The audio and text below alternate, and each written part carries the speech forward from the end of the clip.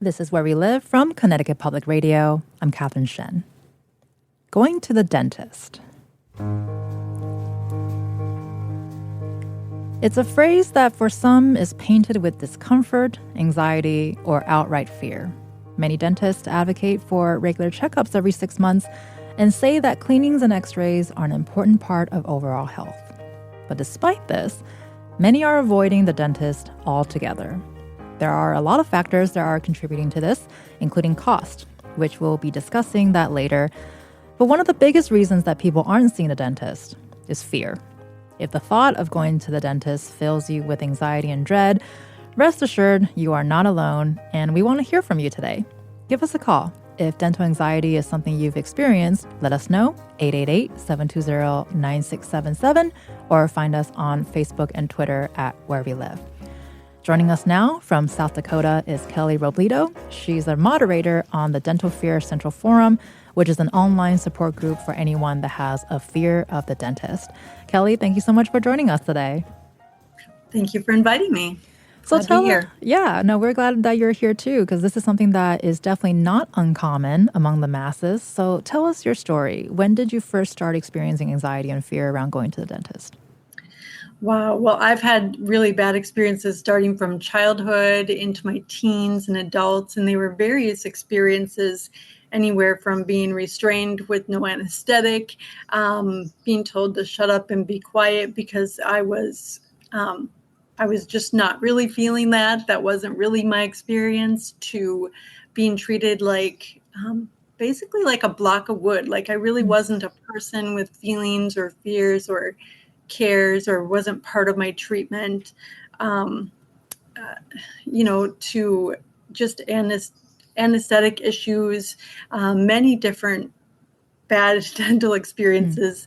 And so it all come, and shame. Shame was a major factor because I've had so many bad experiences, and my oral health just wasn't good because of that shame.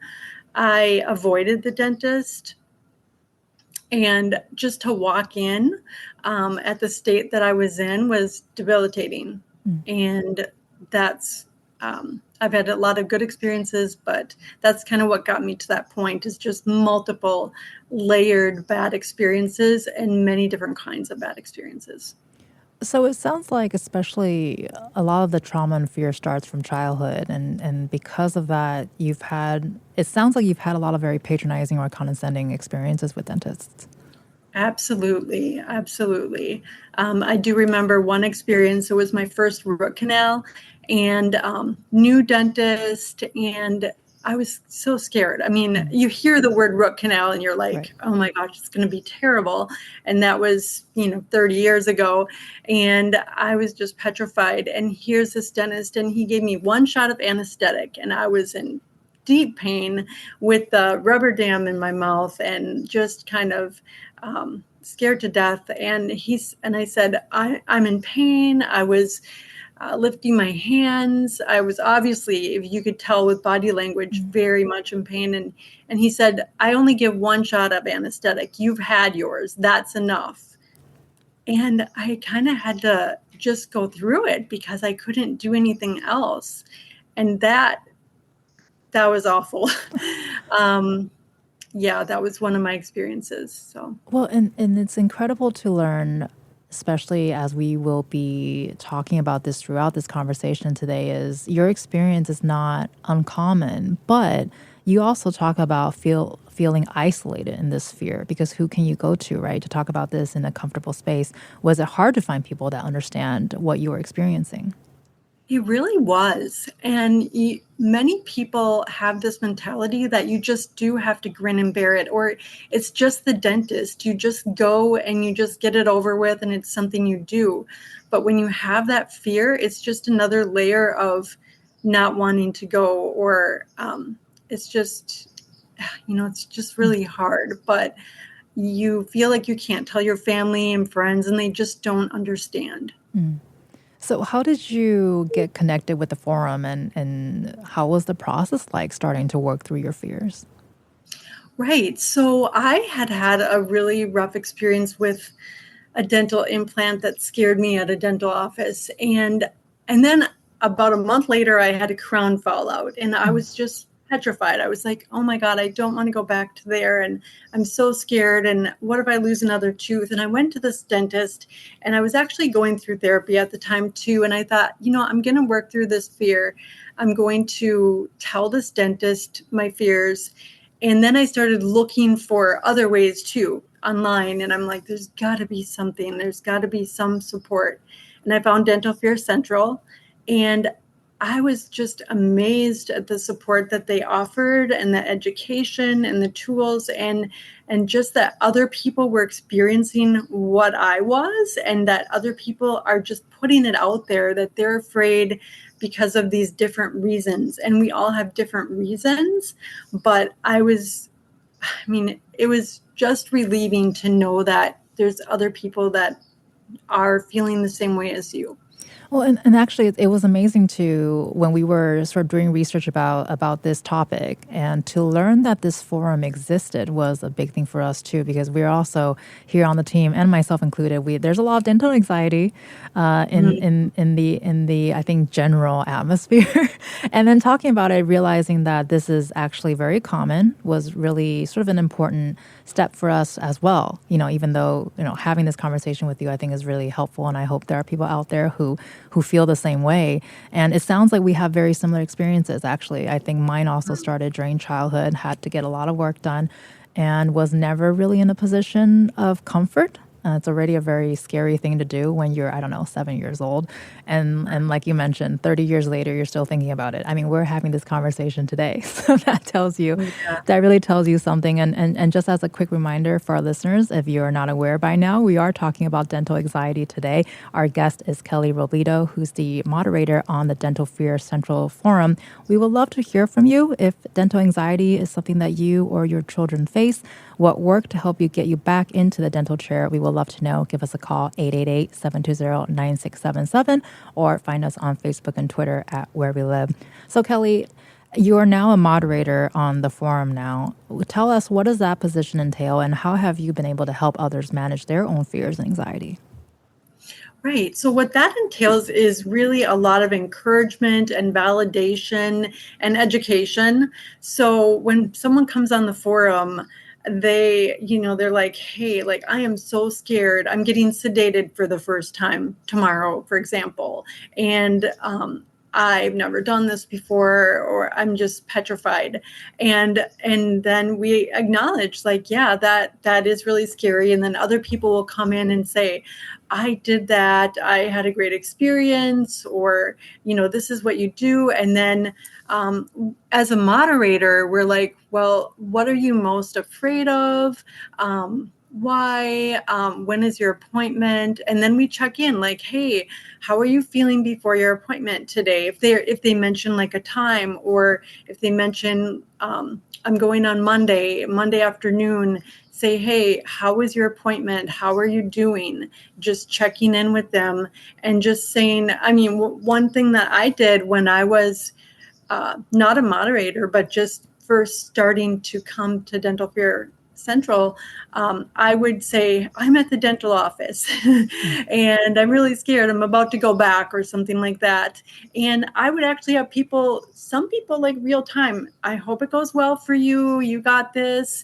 And just really check in with people, point them to the educational pieces, point them to the interviews with dentists that we have.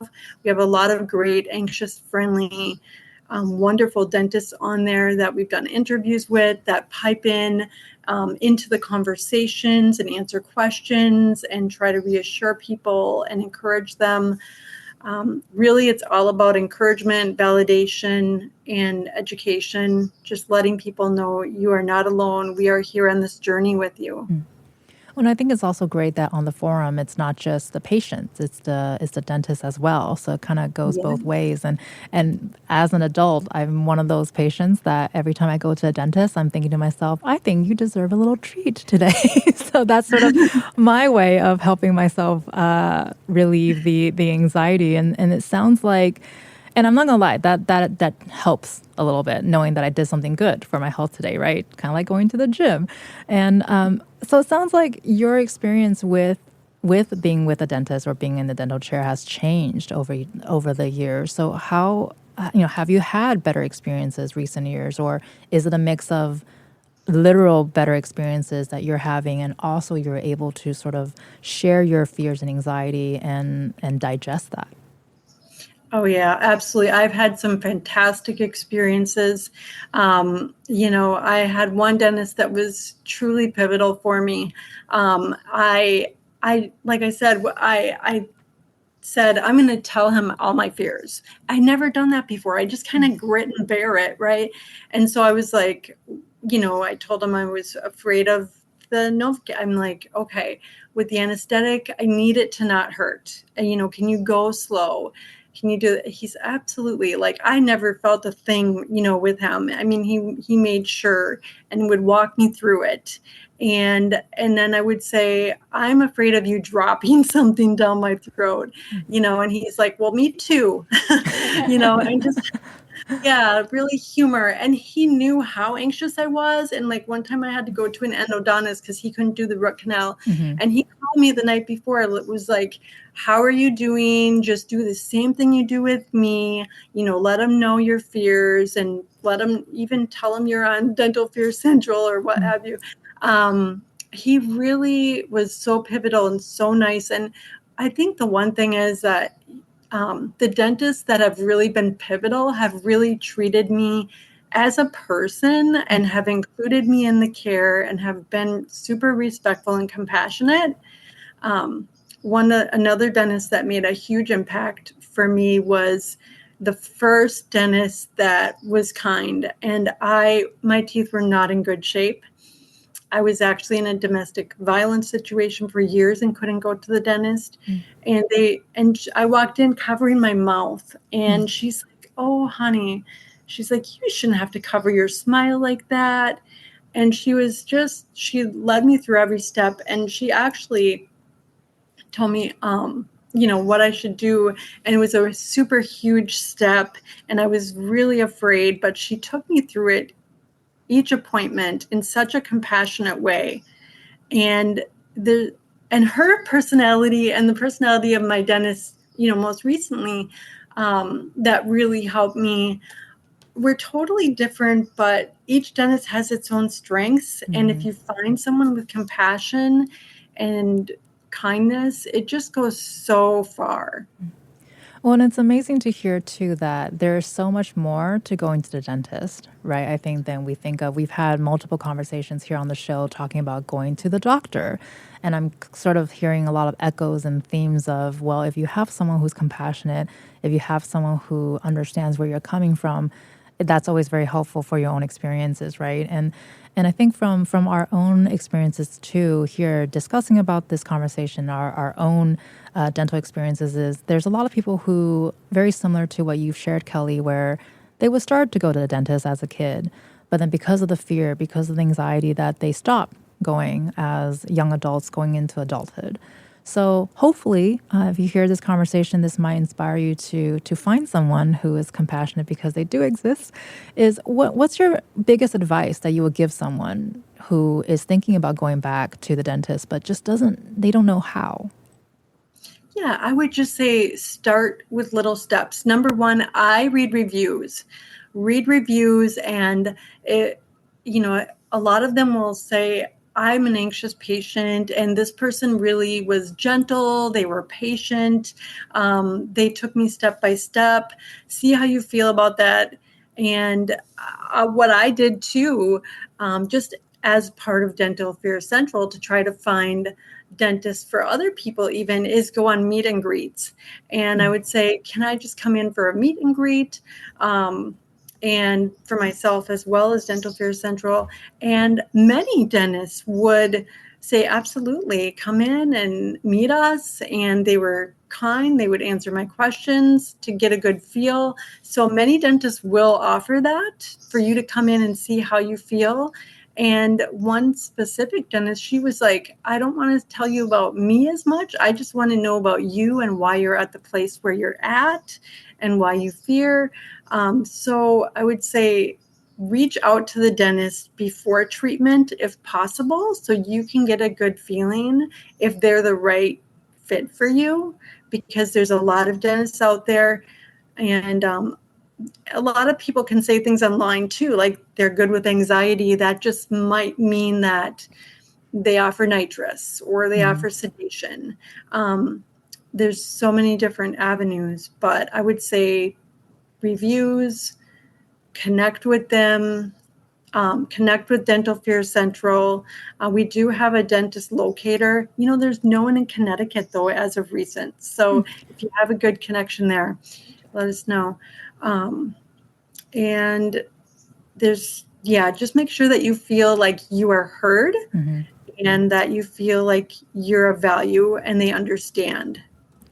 So it sounds like a lot of research and homework also as a patient before walking into a dental office, but also, of course, it's a two-way street relying on the dental office to be understanding and take time to active listen to what the patient needs. And so before we go to break, I do want to take a call from Jay, who's calling to us from Hartford. Jay, you are on the air. Hey, how are you? Good. What's your story? So my comment is it's not even always fear, right? Sometimes it's just you don't like it or don't want it, right? Like I'm not afraid of onions. I don't like onions. I also really, really don't like having people jerking my teeth around. So I had a cavity. I had a dentist tell me, "Oh, you're a big tattoo guy. You can take this without the." I'm like, how about no? How about no? Right? Like I guarantee he doesn't do it without it. Right. And I guarantee there's also a cost and they probably want to save some money here and there. And it's like, listen, I can give you an uppercut. And if you're still standing, you cannot give me the shot. How's that sound? Well, thanks so much for sharing your experience with us, Jay. And I'm sure it resonates with other people. And I'm really glad you didn't go for the uppercut. But Kelly, I'm seeing you shake your head. What are your thoughts about Jay's experience? Wow. I'm so sorry that he was like that. To expect patients just to put up with a little bit of pain per se. I think there's so many dentists out there that want to make you comfortable. And I'm so glad that you didn't go through with that, because many people do. They just grit and bear it like I did. So that's huge. And I would say that if anyone is going through a similar situation than what he did, I would, what I call the bathroom trick. You know what? I have to go to the bathroom. I'll see you later. And then call him later. I'm sorry I had to leave. I mean, and just be done with it. But I would say that's really not acceptable to expect patients to put up with pain, because nowadays there's so many different options of dentists that want to make you comfortable. Well, we'll definitely be talking more about experiences, accessibility, and cost throughout this hour. Just want to thank Kelly Robledo, who's the moderator on the Dental Fear Central Forum. Thank you so much, Kelly, for being with us and for sharing your story with us today. Thank you. So we'll continue our conversation after the break, and we want to hear from you. Let us know if you experience fear and anxiety when it comes to going to the dentist. Give us a call, 888-720-9677, or find us on Facebook and Twitter at Where We Live.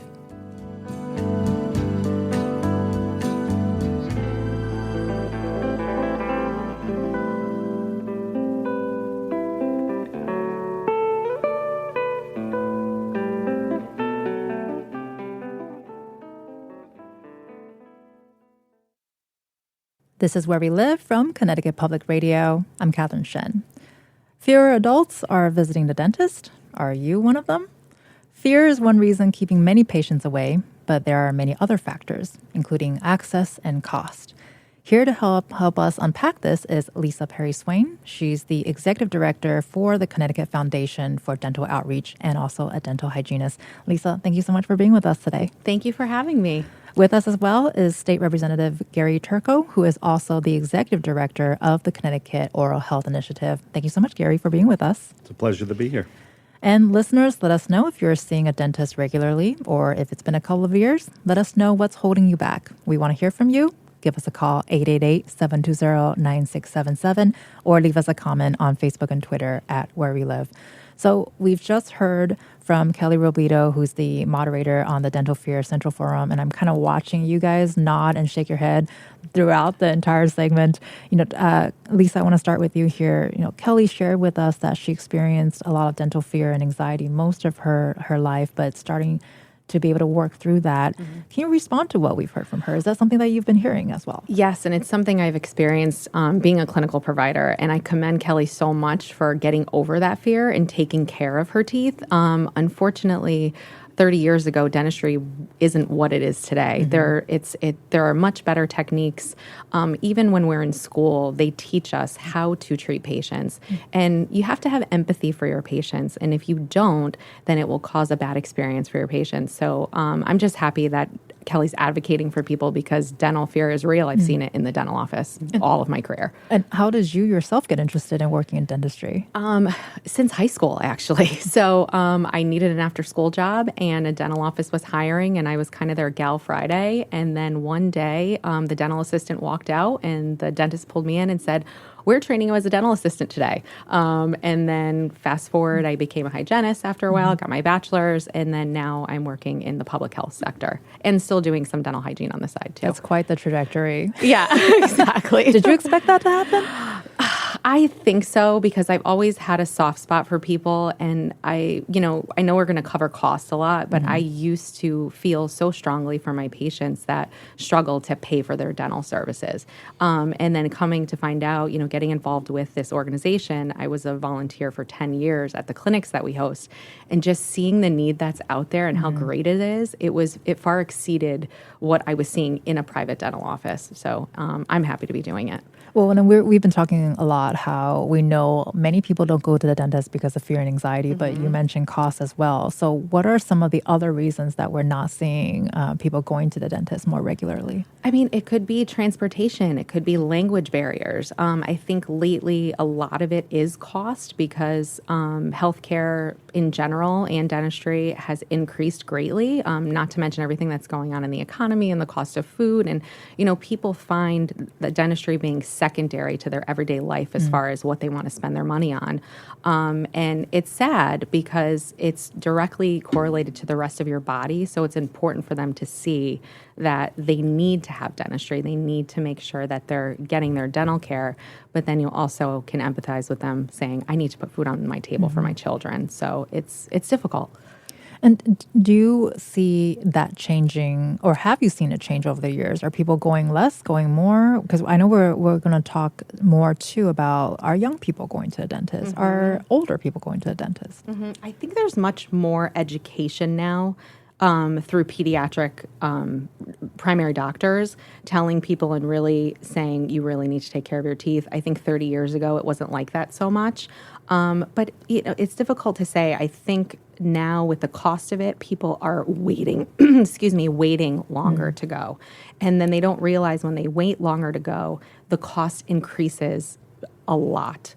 So preventive care is key to prevent those higher costs in the dental office. Well, and I guess along those lines, too, it seems like dentistry has gotten a lot more expensive over the years. Can you talk about why that is? And especially since if it's such a big part of our overall health, why is it so hard to access? So the expenses for the dentist are actually really a lot. I've done a lot of practice management work in the offices that I worked in, and they're at a 60-70% overhead at some of these offices. So, there's a misconception saying, oh, well, the dentist just wants to take my money. They have to pay their staff. They have to pay their supplies. I mean, if you mark dental or medical on something, it's 50 times more expensive than something you're going to buy over the counter. So there's an expense there. Also, insurance rates are very high as far as premiums, and also maximums have not changed since the 60s and 70s. So back when a crown was $200, it was affordable for people, but now crowns are up to $2,400. Insurance doesn't even cover that full amount. So, when someone needs a root canal or a crown or extensive services, if it's covered under their plan, it's just far too expensive for people to afford. And Gary, I want to bring you into this conversation too as you're listening. Anything you want to respond to? Oh, sure. Thank you. No, I think Lisa said everything really well. The Connecticut Oral Health Initiative, I mean, we're advocating for a better oral health care system for all of Connecticut's residents, improving access, quality of care, and affordability. And one of the ways we do that is going out into the community, into underserved communities especially, talking to people and understanding the barriers they face, and then developing recommendations for improving that. And I can tell you, fear is very much one of those barriers. In the survey we did last year of almost 1,000 Connecticut residents, fear was the number one reason why people weren't seeing the dentist. But as Lisa mentioned, I mean, cost is one of those fears. I'm going to go and it's going to cost X amount of dollars out of pocket. I'm not going to be able to afford it.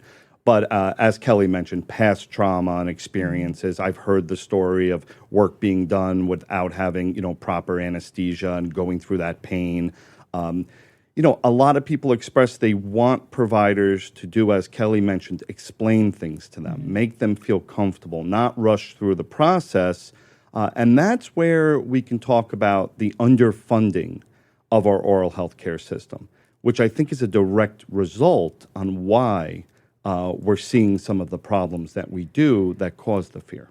Well, and then we mentioned insurance earlier too, and because there's inequities in all healthcare, but oral health seems to be the worst out of all of them. Can you kind of unpack that for us and tell us what are some of the different reasons for that?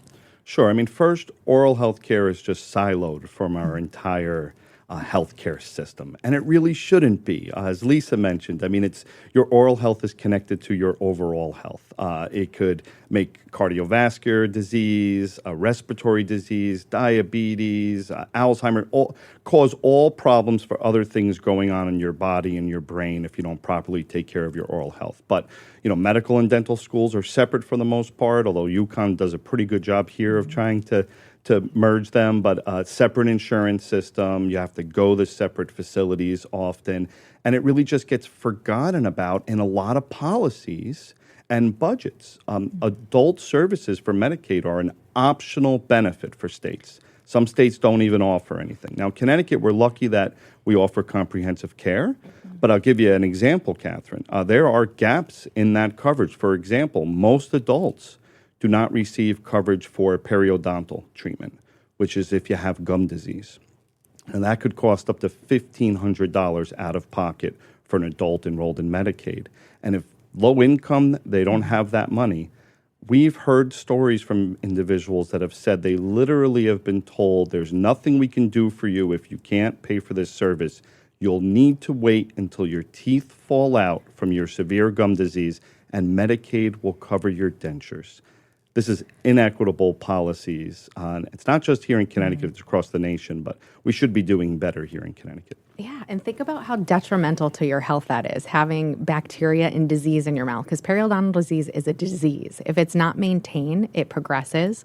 The bacteria gets into your bloodstream, and like Gary said, it can affect other things in your body, contribute to other systemic problems.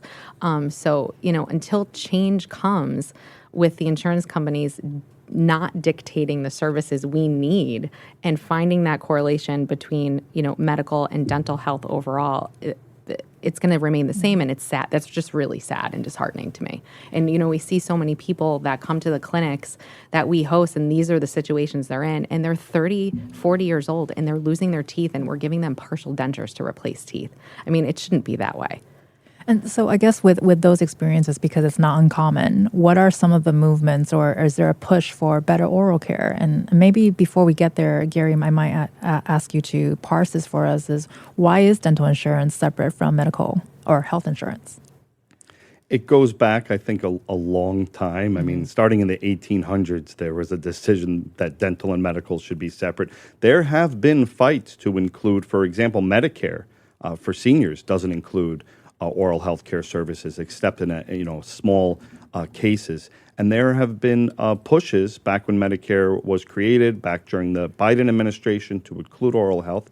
But there have been different associations within the oral health community that have actually fought to keep that separate, because perhaps it's better to negotiate with the patient who can pay out of pocket than the government agency who can control the prices. So there's the inaffordability is very difficult for everyone, even people with private commercial insurance that have those caps on the amount that's covered, the out-of-pocket cost. But there's also a lot of money being made in the dental industry, and some people want to keep it that way for certain type of services and providers. And Lisa, what are you seeing in terms of movement, or what can we do when we find ourselves in situations like these? I mean, like, we offer these clinics for people that are in this situation, and they come to us and look to us for free care. And, Gary and I have had this conversation many times, especially with everyone else that works at Kohai. Our clinics are a safety net. However, they're a Band-Aid to what's going on. So, with people like Gary and Kohai really pushing and patients speaking up about their experiences and how they can afford things will really be the only catalyst to make things change moving forward policy-wise to try to get better coverage for dental. And, maybe someday, God willing, we'll be able to bring dental and medical together, and there will be no cap for insurance, and they'll realize that this is a necessity for your life. It's not elective treatment, it's a need. Dental care is an absolute need. Well, it sounds like from everyone's stories today, including Kelly's, with what Gary just mentioned, what you just shared, it sounds like it's a vicious cycle. Yeah, it absolutely is, and it's sad. And unfortunately, what we see the same patients coming back over and over because they've waited so long to have treatment for whatever reason, if it's dental fear, if it was, just even the small cost. Now the cost is so exorbitant for them, it's just out of their reach. So they keep coming back, and every year we try to help them. And the other community health centers, their waiting lists are super long because they're trying to help everyone too. Right. And I'm sure Gary will get into this at some point, but due to all the federal funding cuts that are coming our way in Connecticut, there's no end in sight right now. So people coming together and working towards this. There are a bunch of dental professionals and others that are on a group with the Connecticut Oral Health Initiative. It's the Kohai Coalition. And we've all been working together, basically having conversations like this to try to come up with different ways how we can help them really increase access and help and affordability for dental care for people in Connecticut. Yeah, I just want to mention, there are a lot of providers that want to accept Medicaid, want to help almost 1 million residents here in Connecticut, but because it's been so underfunded and the federal bill is now going to make it worse, there's a lot of providers that we speak to that say they lose money every time they treat an individual enrolled in Medicaid. And it's just, when the average dentist graduates with over $300,000 in student loans, it's not a sustainable business model for them to be able to accept too many patients that they lose money for. So that's really our responsibility as a society, as government, as taxpayers to, fund Medicaid at the levels it should be so providers can be reimbursed for at least their cost to keep their lights on. Right. But yes, things will get even worse now with the federal budget. Well, can you talk about more details about how the cuts will impact not just dentists, of course, but patients as well? Yeah, I think the biggest concern is some of the changes that are going to be coming that are going to provide less Medicaid dollars to the state of Connecticut. You'll hear about the hospital tax and the change in the policy on what Connecticut can do with that.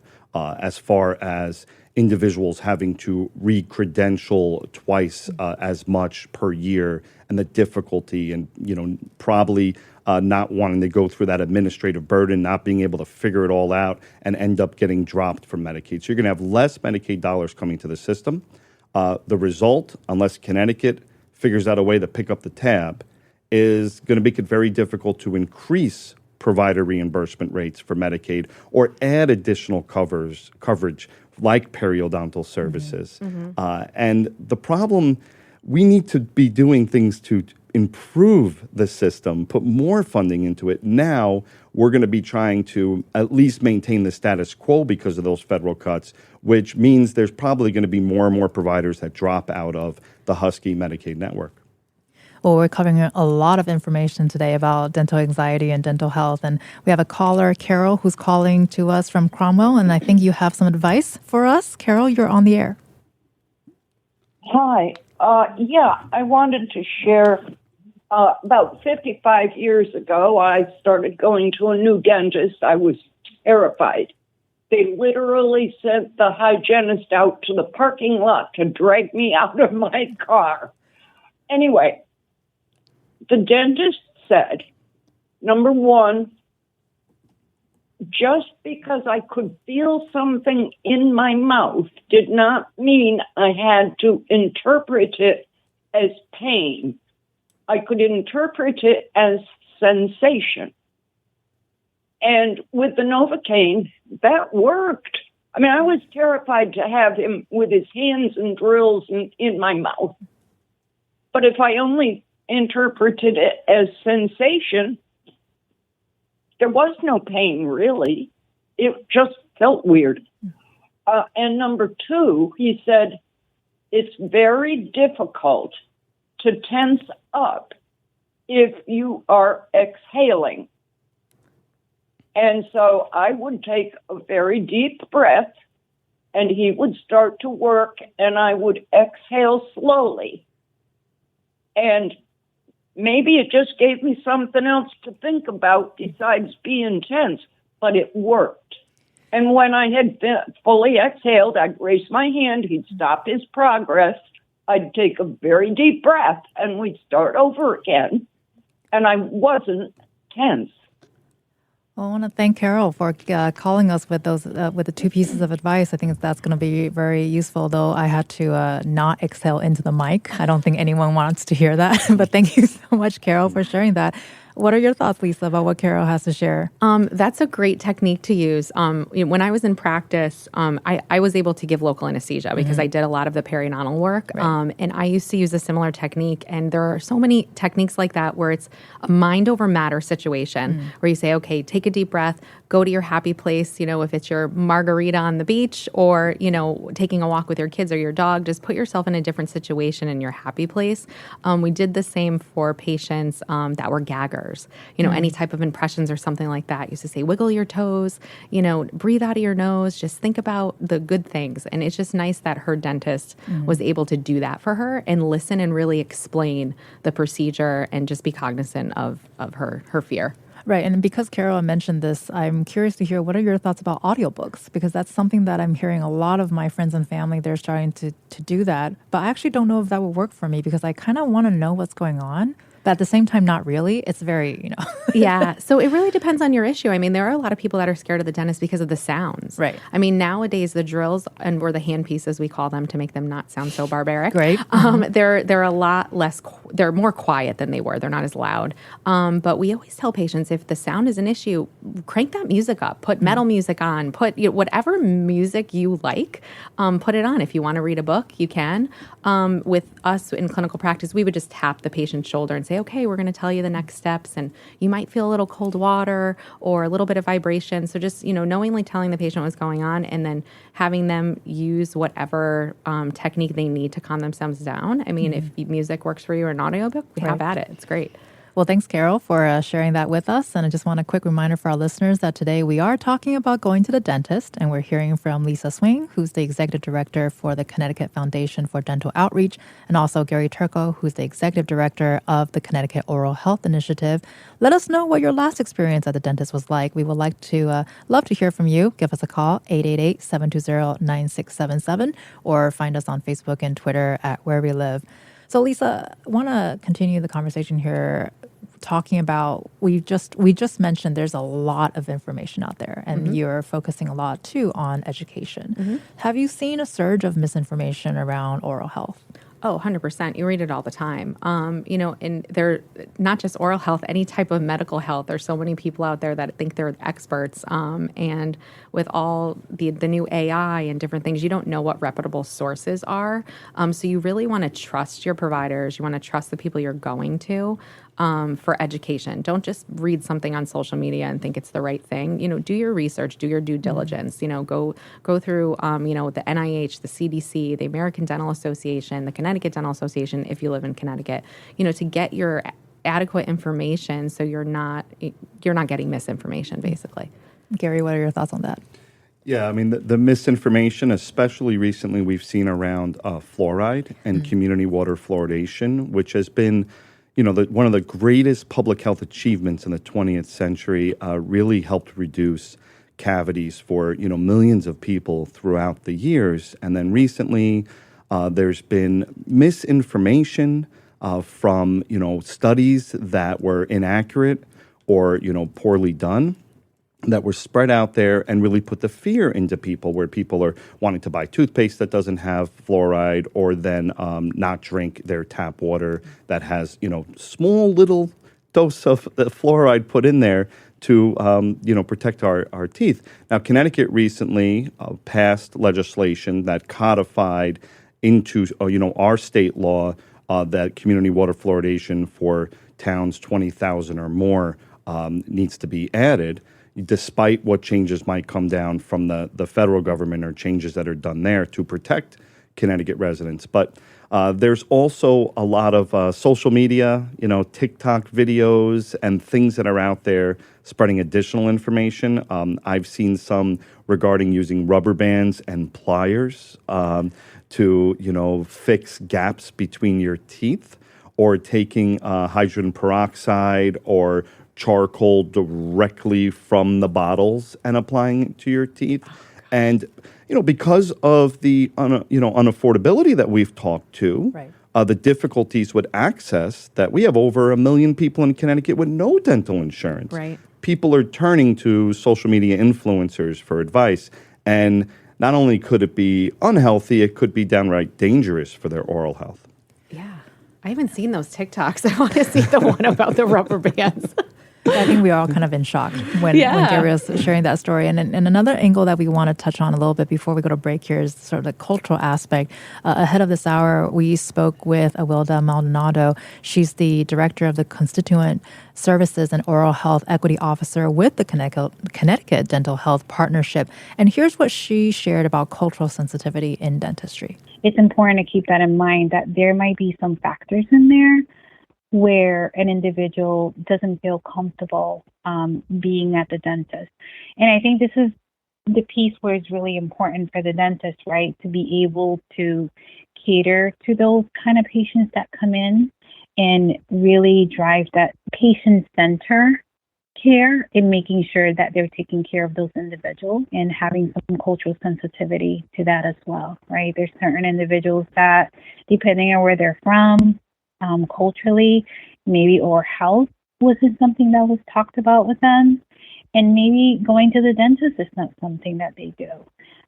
So I think that when we go to the dentist, it's important to be culturally competent too. There's a lot of social determinants of health too. There's a lot of things that people are facing right now. There's a lot of need in the community, and I do feel that when people have a lot of need, they're first going to think about taking care of their family than taking care of themselves.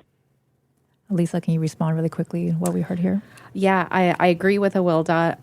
Cultural competency is definitely something that needs to be more addressed in dentistry. Over the past several years, they've actually required all dental professionals to have a cultural competency CE every 2 years.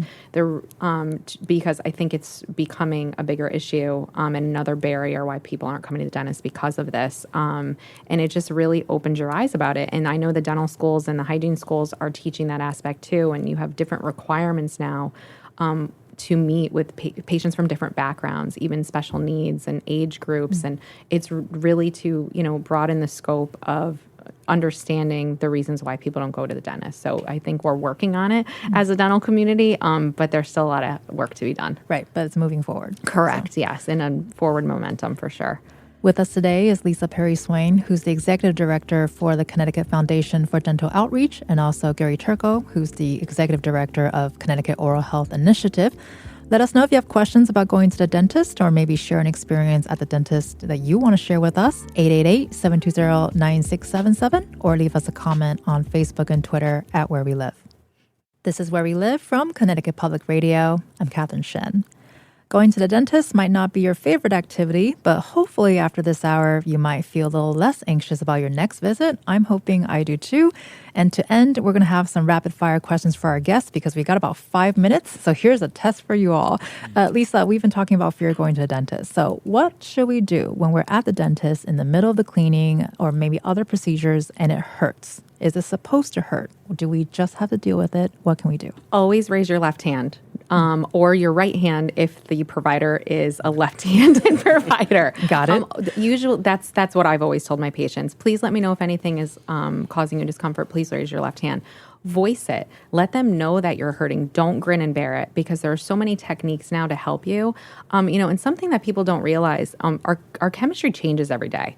So sometimes when we have local anesthesia, there are times that it may not work as effectively, especially if you are very anxious.